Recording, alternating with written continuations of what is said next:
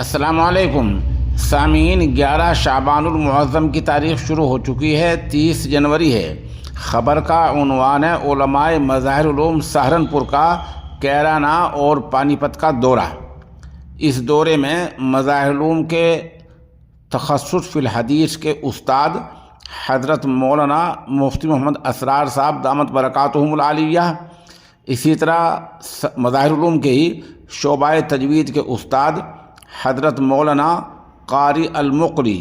مسعود احمد مظاہری فلاحی، اور کیرانہ سے جناب قاری مدثر صاحب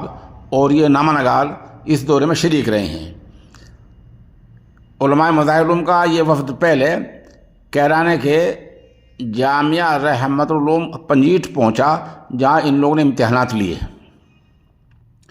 اس ادارے میں درجہ حفظ ناظرہ اور درجہ پرائمری تک کی تعلیم کا معقول انتظام ہے۔ اس کے لیے ہم خبر کے لیے جناب قاری مہربان رشیدی کے نہایت شکر گزار ہیں۔ اس کے بعد علماء مظاہر علوم کا یہ وفد پانی پت پہنچا اور محدث عبد الرحمن پانی پتی کے مزار پر پہنچا، وہاں فاتحہ پڑھی، ایصال ثواب کیا۔ بعد ازاں حالی پارک پہنچا۔ اس سے پہلے پانی پت کا مشہور تاریخی میدان ہے کالا عام، جو پانی پت کی 3 جنگوں کے لیے مشہور رہا ہے، وہاں بھی یہ لوگ پہنچے ہیں اور وہاں دورہ کیا، چیزیں دیکھی، جو وہاں تاریخی چیزیں ہیں ان کا جائزہ لیا، ان کا معائنہ کیا۔ اور پھر اسی طرح مالاب الدین فارسی کے مصنف اور تفسیر مظہری کے مؤلف جناب قاضی ثناء اللہ پانی پتی رحمۃ اللہ علیہ کے مزار پر پہنچے اور وہاں فاتحہ پڑھی۔ اسی دوران حضرت مخدوم جلال الدین قبیل الاولیاء رحمۃ اللہ علیہ کی درگاہ پر گئے اور وہاں مدرسہ مخدوم صاحب وہاں پہنچے، جہاں مولانا عابد سیف اللہ قاسمی نے اس وفد کا استقبال کیا۔ اسی دوران علماء کا یہ وفد پانی پت کے مشہور ادارہ گنبدان پہنچا، جہاں وہاں کے علماء نے ان کا استقبال کیا،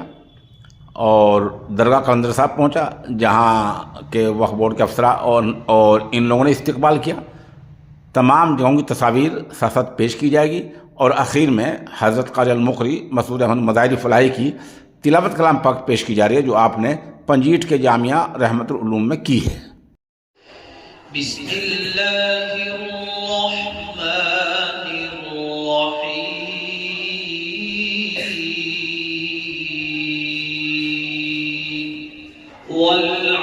والعادیات ضبحا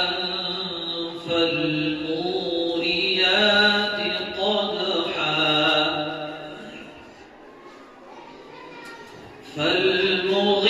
فالمغیرات صبحا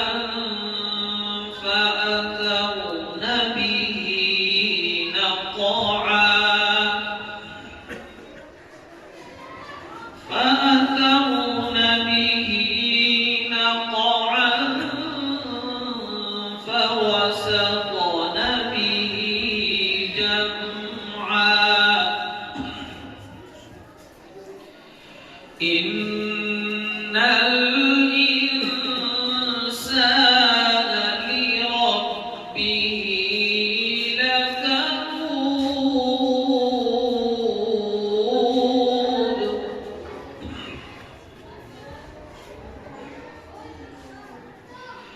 وإنه على ذلك لشهيد وإنه لحب الخير لشديد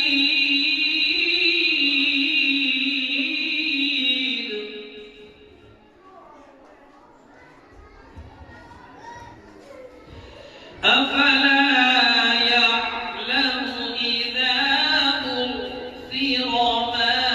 في القبور وحصل ما في الصدور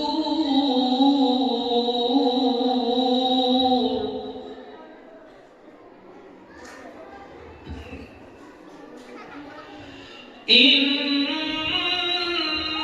ربهم بهم يومئذ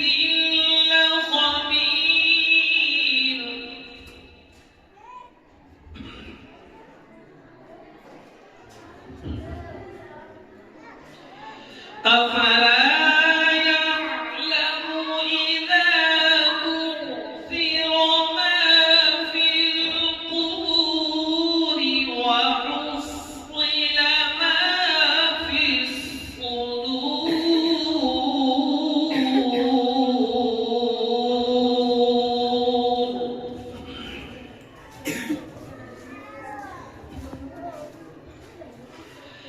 إن ربهم بهم يومئذ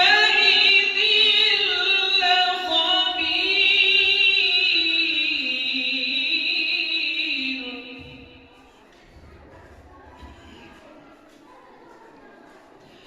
بسم الله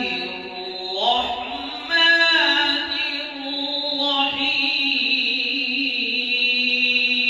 الرحيم إنا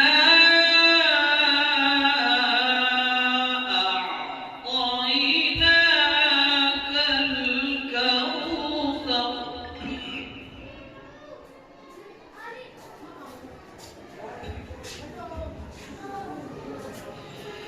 بسم الله الرحمن الرحيم إنا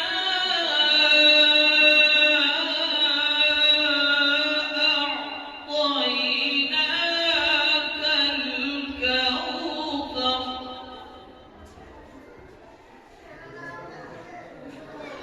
فصل